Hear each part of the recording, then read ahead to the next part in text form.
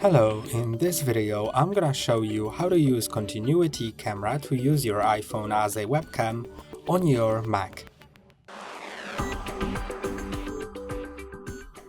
To do that, first make sure that Wi-Fi and Bluetooth are enabled both on your Mac and on your iPhone. Then open any app that you can use for video, for using your camera, so either Photo Booth or FaceTime, Teams, Zoom, anything else that you have, and then you can just open it.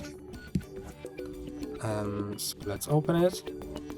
And now you can see that it uses my front camera. To switch to my iPhone camera, I can just click on camera or video or anything that I can access in any app. It depends on the app. Then you can choose the camera.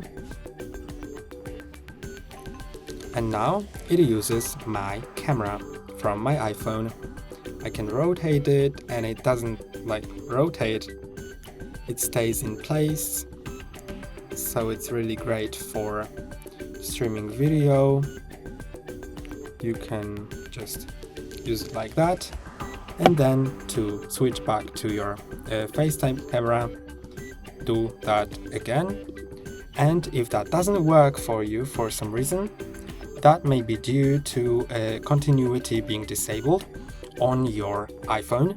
So to enable it, you need to go to settings on your iPhone. Let me show you that.